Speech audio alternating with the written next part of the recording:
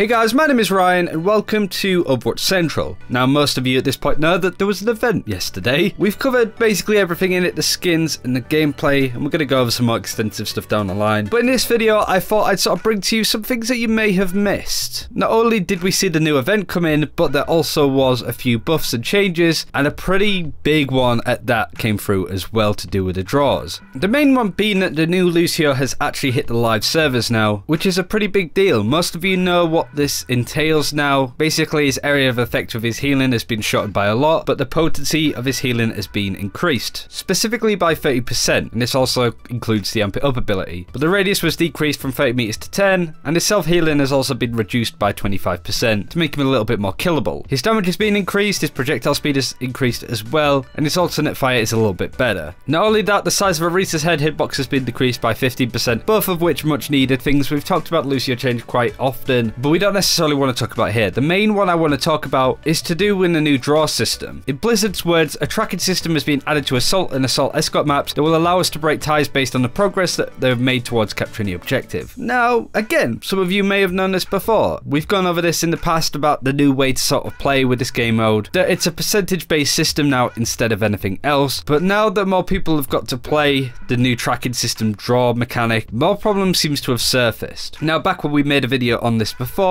we basically said that there are a couple of problems with it, especially when one team doesn't actually get to make any progress on a point. The other team just need to stand on it. Now that's one of those like you deserve it moments. You didn't capture the point, so it's more than fair that the team have to just get on it to win. Like that's your fault as the first attacking team if you can't take the objective. Right? But there is one big problem that was sort of overlooked by a lot of people, and that has to do with the time bank overtime system. This is anecdotal, but hopefully you start to see the problem that is sort of happening with this. Team A, Temple of Anubis, capture both points and they have 5 minutes left. Team B capture both points but they go into overtime, meaning that Team A have 5 minutes to just capture the first objective. Now before, they had to actually capture the objective to win. If they didn't, it was a draw. Now, all they need to do is stand on the point whilst the defending team had contested it, and they've won. That's pretty bad, isn't it? That all they need to do is step on the point and they've won. Now, the problem stems from the capture progress being sort of 5 to 10% or so. Within the first third of the capture point,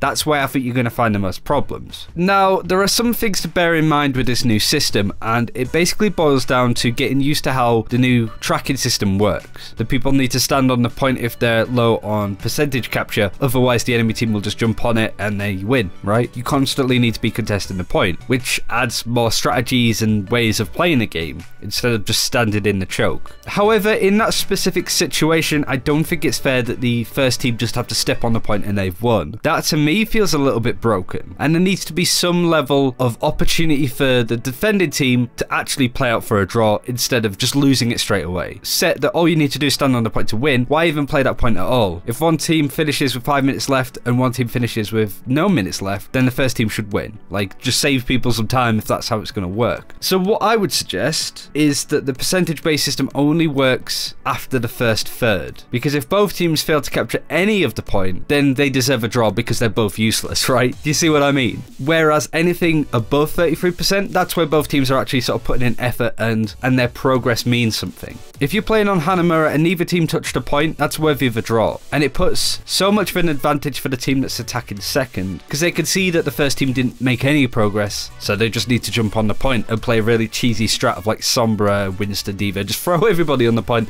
and just muscle people off a bit. So there's a lot to talk about there specifically, but I do also want to mention some other things that you may have missed, such as the fact that Eichenwald has the new entrance on the right hand side as you're coming through. I think this will help a lot more than people seem to think, which is a good thing to have in my opinion. It's good to have an extra way to get through that choke because it's a horrible map to play on, both the first point and the third point, but at least they're making changes as they're going along. I just want to add as well that custom games can now be saved as a preset, which is great. This has been needed since the get-go, but again, it's one of those things that people may have missed because of the Uprising event. And finally, the new report system is in as well, where you can actually report people for bad teamwork, but there are certain specifications that need to be met, and I'm sure that Blizzard will crack down on people that are exploiting the reporting system to pick people that are maybe going off meta or whatever, that kind of thing. And finally, we went over this earlier today, the win-loss streak system has been changed somewhat. We don't know whether the changes have gone live yet, whether they're planning to go live this week or somewhere down the line. I'm pretty sure that Blizzard aren't going to say once they implement that change. They basically don't want people to notice it, I suppose. They want it to sort of transition in nicely. So it's hard to say whether it's been turned on yet. So yeah, we got the new Lucio changes, Arisa's head's a little bit smaller, new draw system that is a little bit broken, icon vault change, new report system, you can save, custom games, and all sorts of bugs and fixes, including fixing plays of the game, which I'll use the final round, stuff like that. But we just wanted to do this video to cover everything that you might have missed, because, oh, new event, new skins, and all that. There is a couple of other things that might be worth your attention. Hopefully we brought those to you. So do let us know what you think in the comments below, whether you think the new draw system is broken. Like this video and subscribe if you haven't already. And until next time, take care. We'll see you then.